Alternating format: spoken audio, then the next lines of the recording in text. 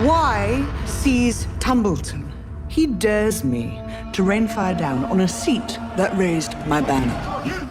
The trailer opens on 9 seconds that carry more weight than they first appear to.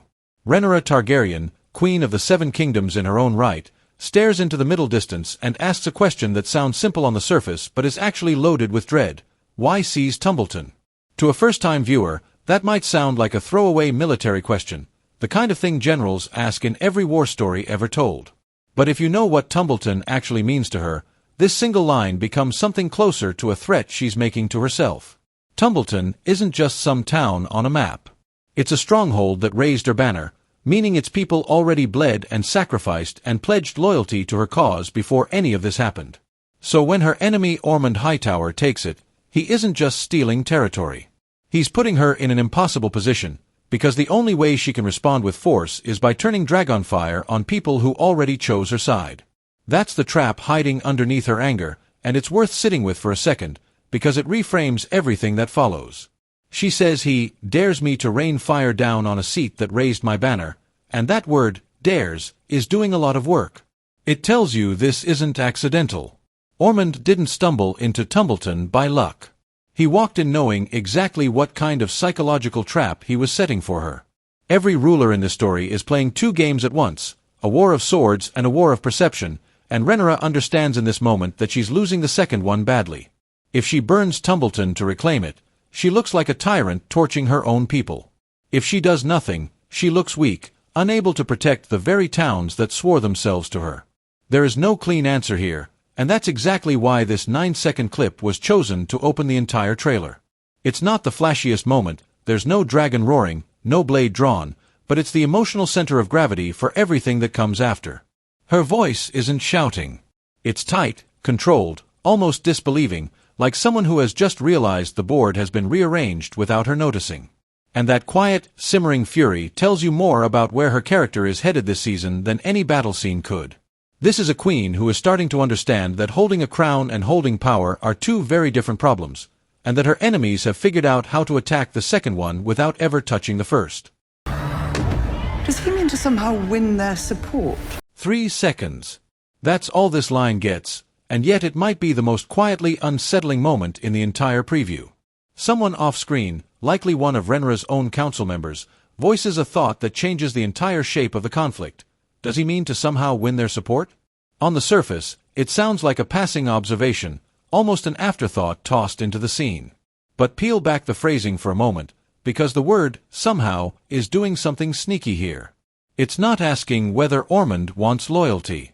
It's asking how he could possibly get it, which tells you the speaker finds the idea almost absurd, maybe even insulting. And that's the real hook. Why would anyone assume a man who just seized a town by force could ever be welcomed by the very people he took it from? War doesn't usually work that way. Conquest doesn't usually buy affection. Yet someone in Rhaenyra's inner circle is worried enough to say it out loud, which means they've seen something, some flicker of strategy, that makes them think Ormond isn't just playing a game of swords and shields. He might be playing a longer game, one built on persuasion rather than pure domination. Think about what that actually implies.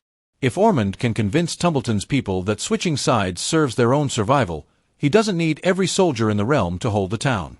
He just needs the townspeople themselves to stop resisting, or worse, start defending him.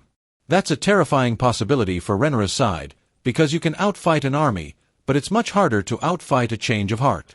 This single hanging question sets up one of the more uncomfortable truths buried inside this entire war.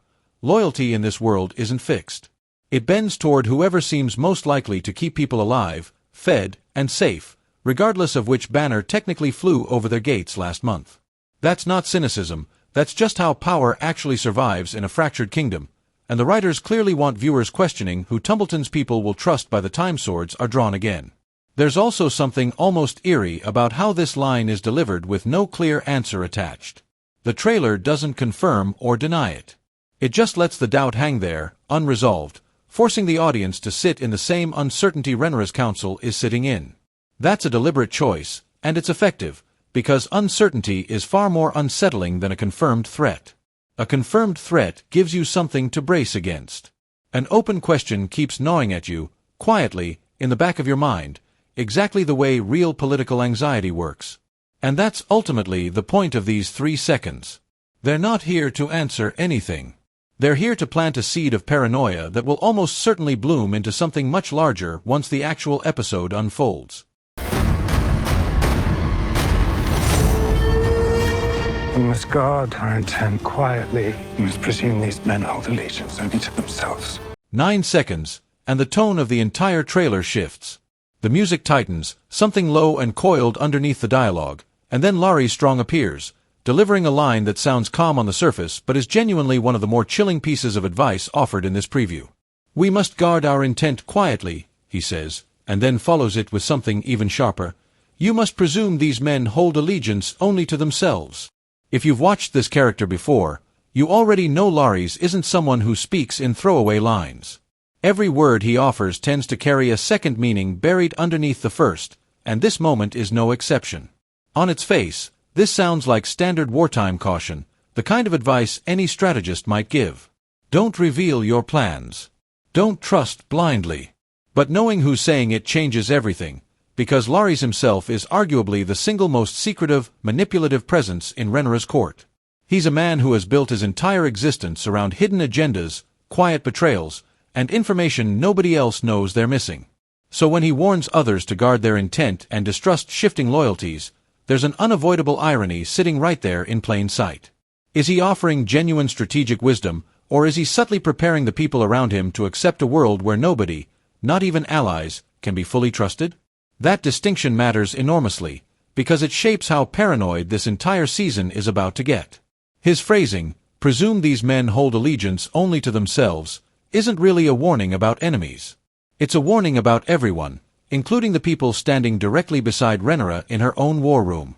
That's an unsettling implication to drop into a 14-second trailer clip, because it suggests the true danger this season might not come exclusively from Ormond's army or Aemon's dragon. It might come from inside the walls, from advisors and lords who smile in council meetings while quietly calculating their own survival odds. And if you know anything about how wars like this tend to unravel in stories built around political betrayal, that kind of internal fracture is often more dangerous than any external siege.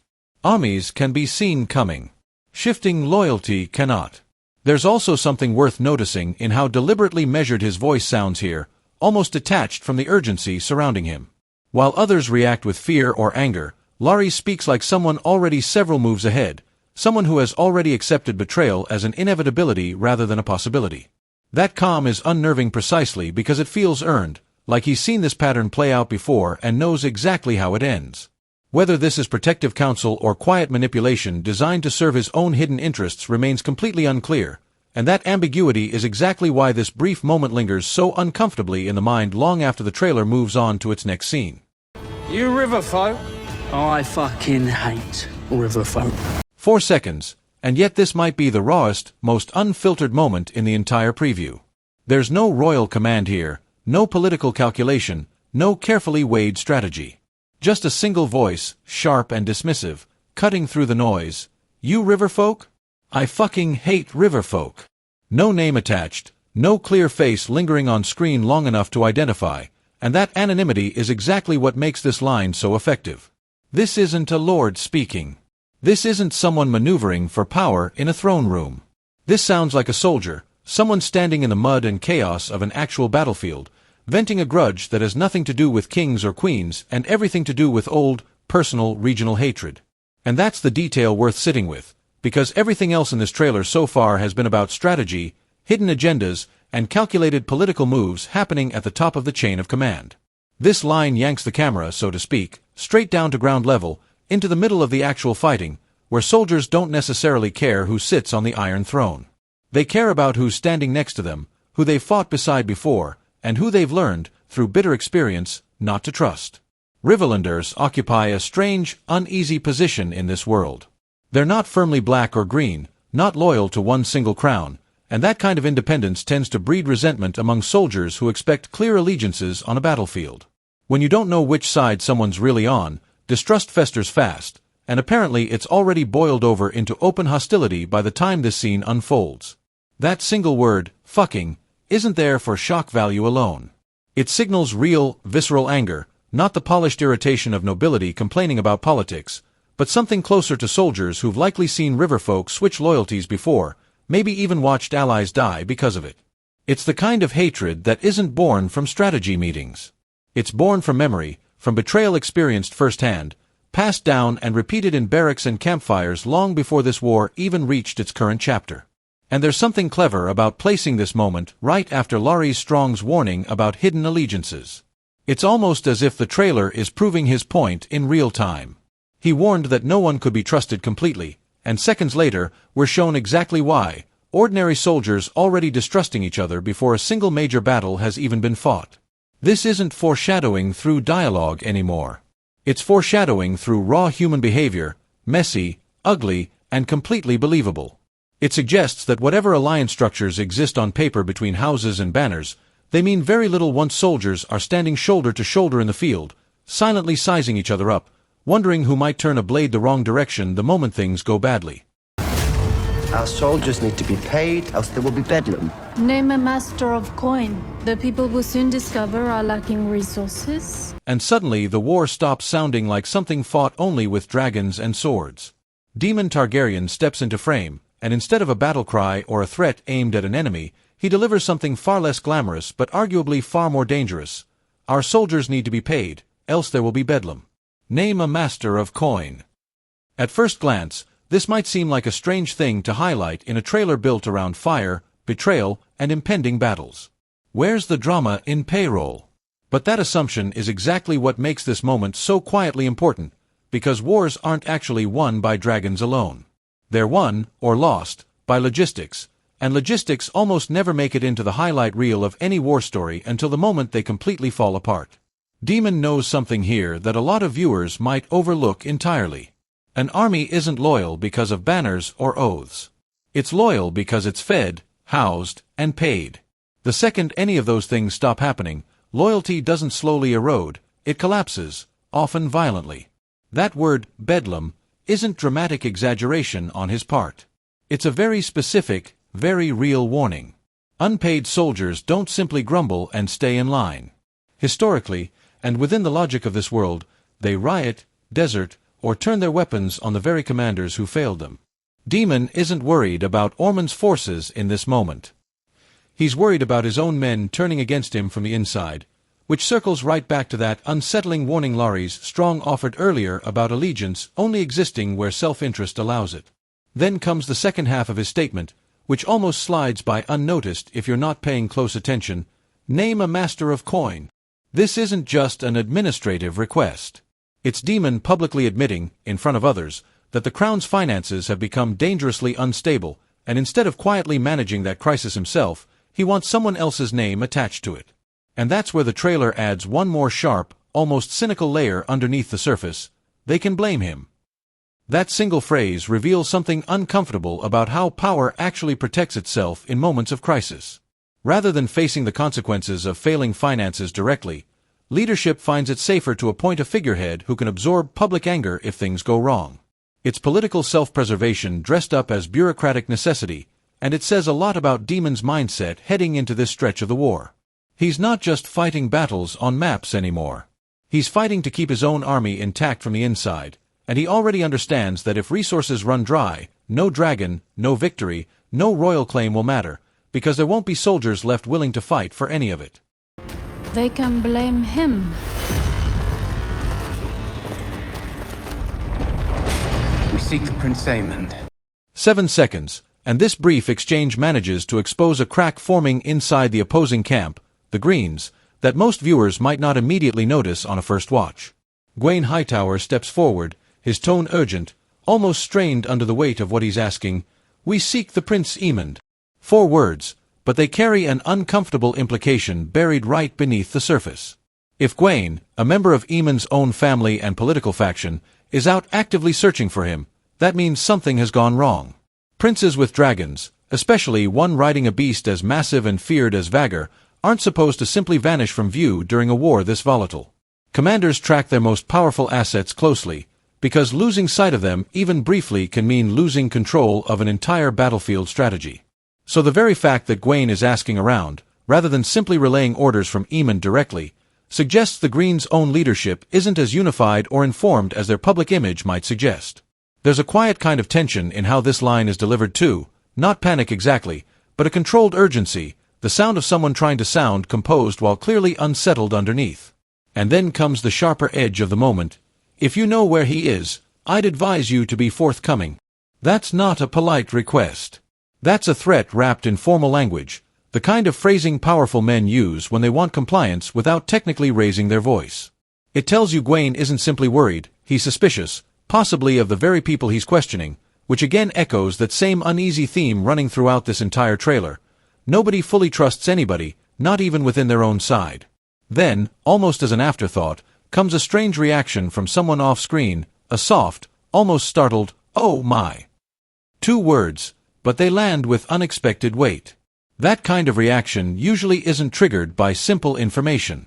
It suggests something was seen, or revealed, that genuinely surprised whoever said it, maybe even alarmed them.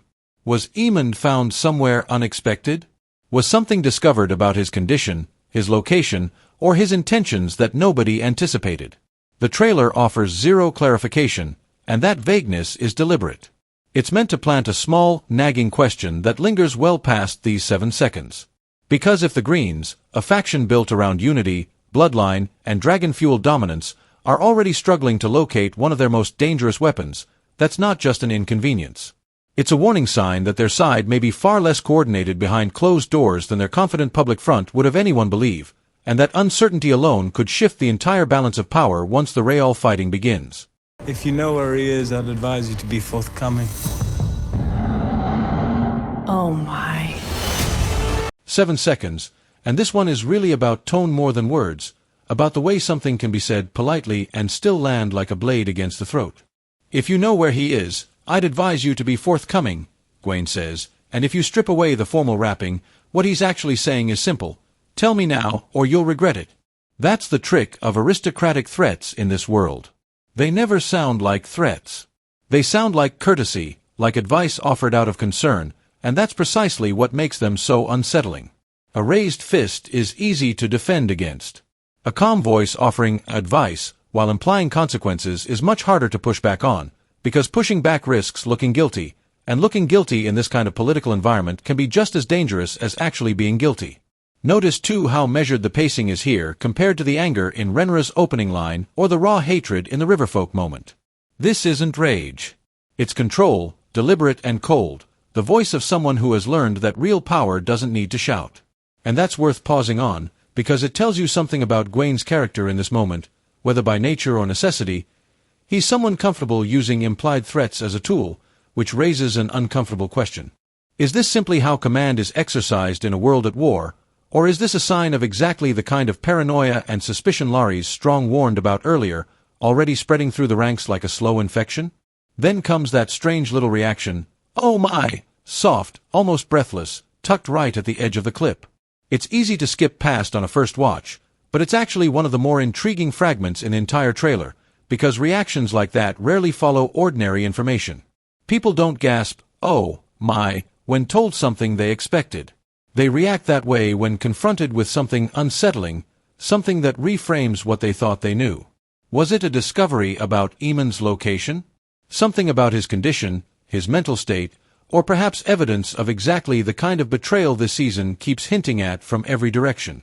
The trailer gives no answer, and that silence is intentional, a deliberate gap left open so audiences spend the coming days speculating, replaying those 2 words over and over, trying to guess what could possibly justify that tone of quiet shock.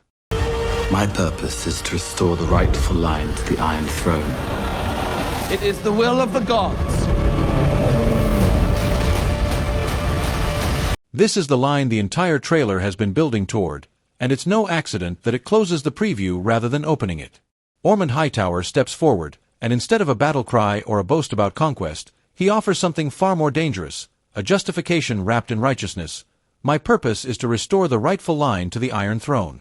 It is the will of the gods. On the surface, that might sound like standard wartime rhetoric, the kind of noble-sounding declaration any conqueror might use to dress up ambition.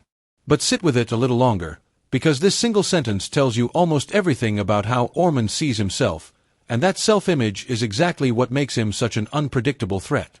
He isn't framing his actions as a power grab.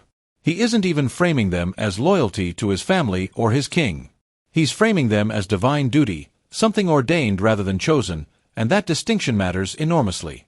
Men who believe they're simply seizing power can often be reasoned with, bargained with, even frightened into retreat when the cost gets too high. Men who believe they're executing the will of the gods rarely stop for any of that, because in their own minds, failure isn't just a military loss, it's a betrayal of something sacred. That's what makes this closing line so unsettling rather than reassuring. It suggests Ormond isn't simply playing the same political game as everyone else in this war. He's convinced himself he's above the game entirely, acting on behalf of something larger than crowns or claims. And remember everything that came before this moment in the trailer: Rhaenyra's fury over Tumbleton, the quiet suspicion that Ormond might be trying to win the townspeople over rather than just conquering them, Larry Strong's warning about hidden allegiance, even Daemon's fear of unpaid soldiers turning against him. All of that tension suddenly makes more sense once you hear Ormond's true motivation laid bare.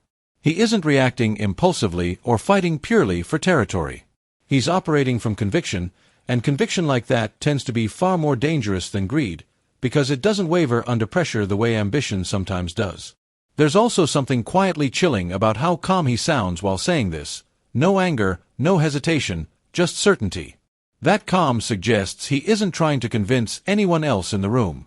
He's already fully convinced himself, and that kind of unwavering belief is often what separates a temporary rival from a truly dangerous, long-term threat.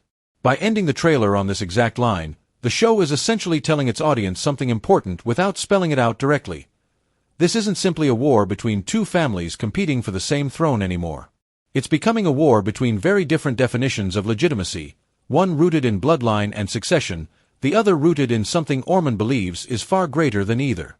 And if that belief holds, no defeat, no setback, and certainly no dragon fire raining down on Tumbleton is likely to shake him from a path he's already convinced himself the gods themselves have chosen for him.